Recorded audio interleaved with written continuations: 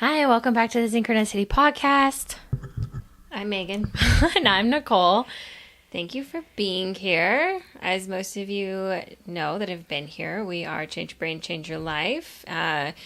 We work in plant medicine with rescripting, reframing, whatever you want to call it. But if you want more information, follow us on Instagram, listen to more podcasts, visit our websites, or send us a message, email, whatever. But we do lots of things. So if you have any questions, just let us know in the comments, or if you have a subject that you would like us to cover, please comment below. We get requests and normally we do them. So, new people, thanks for being here. The OGs or anybody that's been here once before, thank you for coming. We're so happy to be here. And today we're going to get into pill culture, which is Such a good topic. a big subject in today's world. I think it's one of the big problems in today's world. The pharmaceutical companies have gotten so powerful. I do personally believe in capitalism. As of right now, it is the purest way of keeping government in its place. But I do think eventually we'll come up with a better way of, doing things. But there, just like anything, there's a dark side. And the dark side of capitalism is that the pharmaceuticals make money off of people being on pills. So it's turned into big business. And so along with that, my belief is that's how pill culture has kind of come to reign supreme, I guess is the best way to put that. It's I know our parents are, 65 and 66? Are they both 65 right now? They're both 65 right now. No. Didn't Dad just... Oh, yeah. So, it's shocking that our dad is only on a gout medication and high blood pressure, and our mom isn't on anything. That's really rare for people their age. She's on a thyroid medication. Oh, that's right. She is on thyroid medication. But it's still shocking that they're on, such a few. They're not on SSNRIs or SSRIs or anything like that. And that's just not even older people, even people in their 20s, it's the majority now that are on some kind of medication. And it's absolutely dumbfounding to me that, now the statistic is just going to the doctor. So not even a psychotherapist or a psychiatrist. 27% of people are coming out with some kind of mood stabilizer.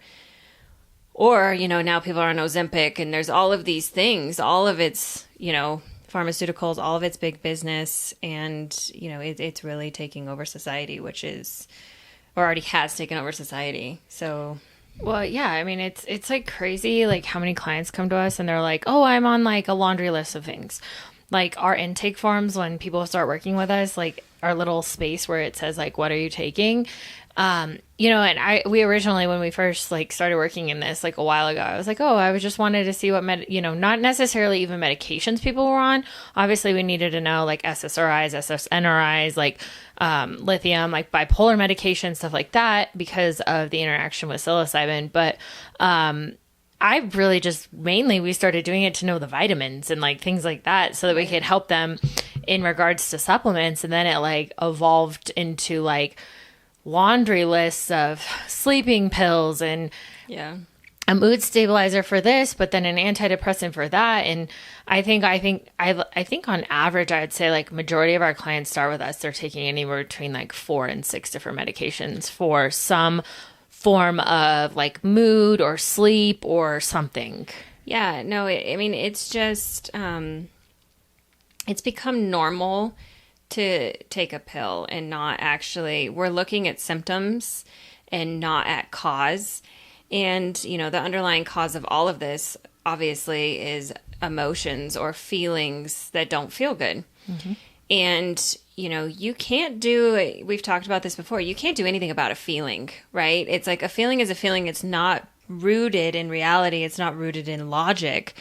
So when you have a feeling, you get to ask, what do I want to do about this? And if you have the correct tools, then it's okay, well, I need to go work out. I need to go, eat. I need to do this. I need to do that. That will help me feel better. But the problem is coping mechanisms have turned into alcohol, shopping, sex, pharmaceuticals, all of these things that really, when you wake up from them, don't help your serotonin levels whatsoever. In fact, it's probably very damaging to them. And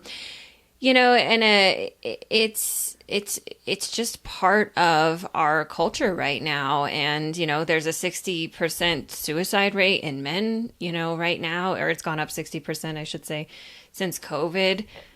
That also is the same kind of thing. Well, but we're also seeing it, in the psychedelic world. Like, we have people that come to us all the time and they're like, well, I just want plant medicine. Yeah. And a big part of what we do is, yes, we work in plant medicine, but we really rewire your brain, and with the assistance of plant medicine. And a lot of it is just realizing and giving people the permission and understanding that what you were given in childhood doesn't have to continue into your adulthood, and you have the choice to switch that. And we've had a lot of people come inquire with us that are just like, well, I'm taking an SSRI and I want to take psilocybin too. Okay, well, then you're doing the exact same. You're perpetuating the problem. You're just band-aiding it once again, and now you're cocktailing something. So even in the plant medicine world, we're starting to see a lot of people that are, it's like that same culture of all this buzz of oh, well, psychedelics are gonna fix me. Well, no, the only person that can fix you is you, if you're willing to do the work. But having the right framework and the right understanding of what's happening, like what you were saying, understanding your feelings, understanding the tools, understanding how to communicate properly those feelings when they do come up, is so important to be able to actually integrate the use of using plant medicine instead of, we've talked to so many individuals that are on SSRIs, SSNRIs, and they're on them for 3 or 4 months. And then they're like, oh, I feel the same again. And it's like, okay, well, did it do anything? And they're like, no. So then they stop taking it. Well, I know that it helps. I mean, I know that it does do things for a lot of people. Right. But it basically just shuts off all of your feelings. Right. Which doesn't feel good either. So it's either feel shitty or feel nothing. What's really the difference? And, also I want to make clear that we're not here to shame anybody that's on pharmaceuticals. They have a place. It's just gotten far out of hand, in my opinion. If you need to be on mood stabilizers and they help you, okay, great. But, for me, or a lot of the people that we work with, having a life sentence of being on something like that is actually quite, it's anxiety inducing. And I know my mentor, Dr. Eric Berg, he actually released a video proving that actually they have no studies proving that antidepressants even do anything. So it's basically a placebo when you really start reading the research on this stuff. The only thing they've really proven is that it does drop dopamine, serotonin, norepinephrine, but it's not really. Well, so those are SSNRIs or SSRIs. Right. Where he was saying about antidepressants not doing anything, which is a little bit different than those. But it's, it's just quite fascinating. And I personally just wanted to talk about this because it's really, I believe if we continue down the road of take a pill and fix it, it's basically addictive behavior, of no different than reaching for an alcohol bottle or anything else. We need different coping mechanisms. We need to implement tools and coping mechanisms into the consciousness that help it so that, the majority, because it is the majority of people, aren't feeling this way. So we need to look at why is our culture depressed? Why, are we getting more depressed as the years go by? Especially after COVID, especially after isolation, relationships are failing. None of this stuff is, what's the word when it's, none of this stuff is isolated. It's all intertwined. It's all related. And, we have to start looking at these things and not just being like, you know what I'm going to do? I'm going to eat like shit, not work out, not go out with my friends, and then think that I need to take a pill. Scroll on your phone for hours on end and like doom scroll. Yeah, I mean, all of us go through times of, great pain, right? Because pain is change in progress or change needed. And essentially when pain is a non-negotiable, but when pain turns to suffering, that's when we turn to, psychiatrists and things or doctors to help us with the pain. But like, why is the pain there and what is the underlying cause of it? It's something that we really need to start asking. And I wish more people would ask. And I wish that we would have followed Eric Berne and Carl Jung, because in my opinion, in my mentor's opinion, which I obviously align with, we would not be in the mental health crisis today, because it has not gotten better, it's gotten worse. If we would have followed Carl Jung and Eric Berne versus Sigmund Freud. Sigmund Freud was a cocaine addicted narcissist, and, we wonder why, his philosophies, while he had a lot figured out, he did not have the best intentions for mankind. And we're really seeing that play out in today's world of pill culture and just talk therapy, but not reprogramming therapy. And what we have been able to see in the microdosing community also with programming, because you're upgrading the program, right? It's like if you never updated your computer from the original software that you had 10 years ago, you'd have a fucked up computer that was basically outdated and obsolete. Your brain's no different. We have to upgrade the program. Our parents' programming isn't working. Our grandparents' programming isn't working. It's hitting its limits. And we need to update and upgrade the program. And what's so nice about plant medicine is it helps do it faster, but it is not the fix. Well, and it goes back to like people just think that you can go down and do ayahuasca and it's fixed. Oh.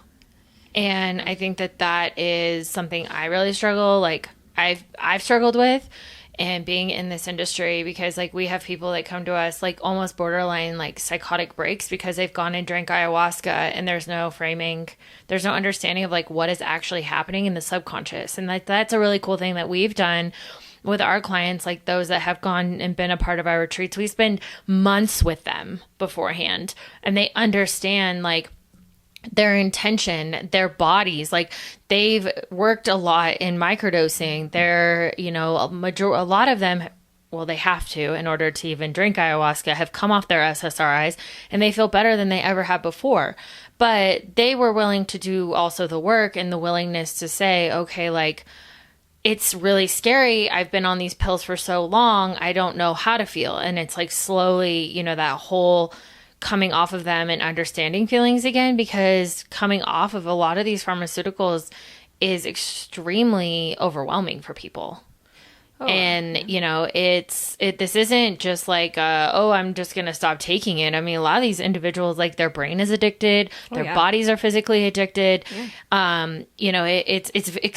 It's almost insanity to like watch the withdrawal happen for some individuals, knowing that like on the other side, it was like, wow, like I just needed to understand how to integrate my feelings and like what was happening. Like it was just borderline some unrooted trauma that I needed to dig at and look at. And it wasn't that scary after all.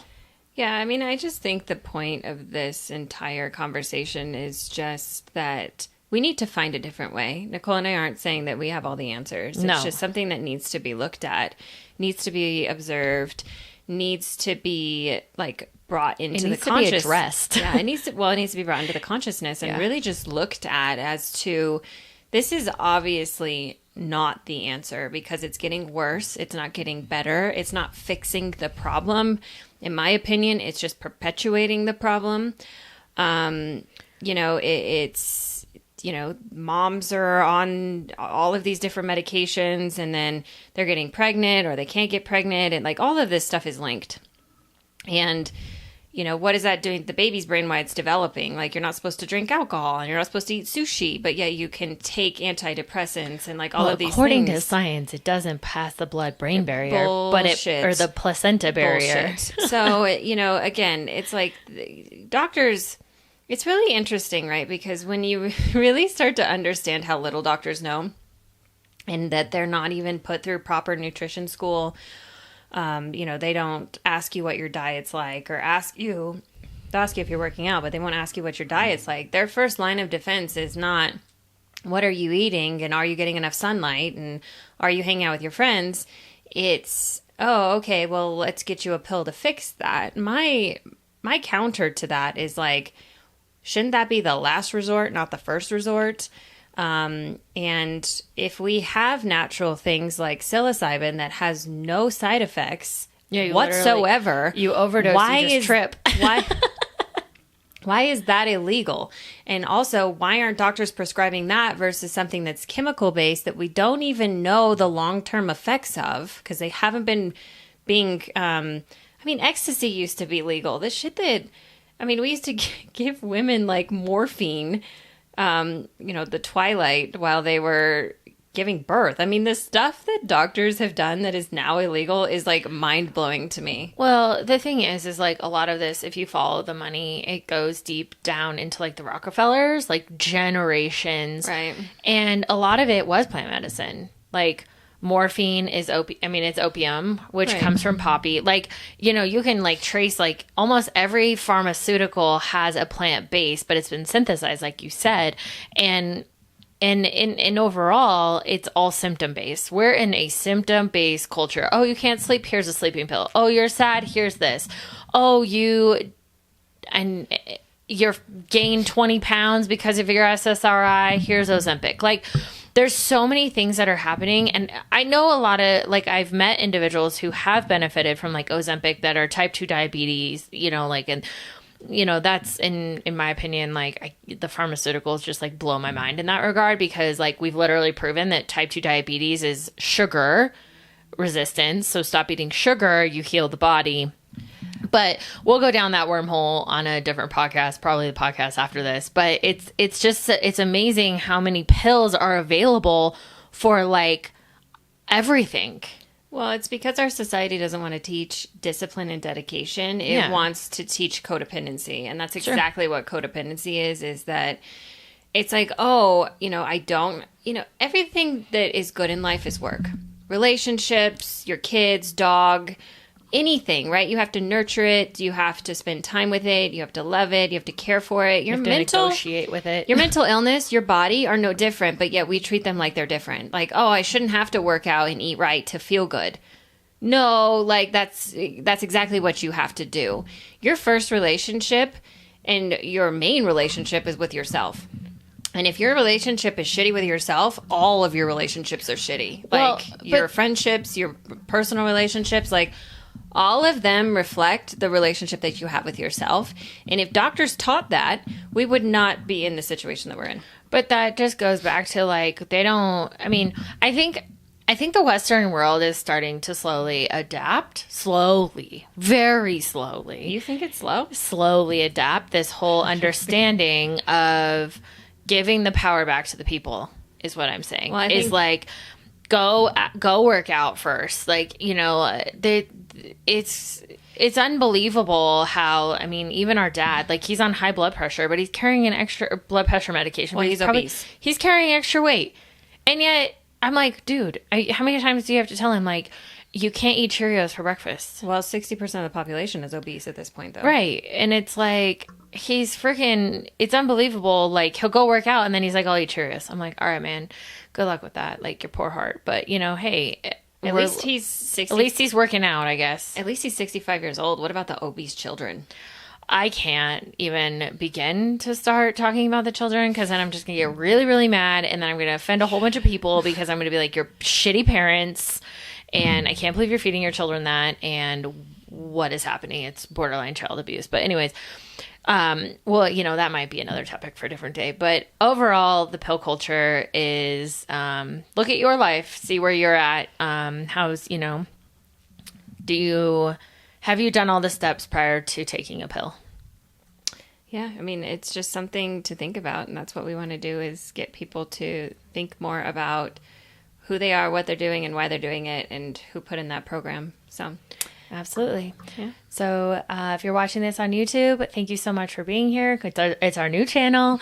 Subscribe for us. Leave us a comment. And of course, if you're listening to us on Spotify or Apple, thank you so much for being here. Share it with your friends, like it, comment.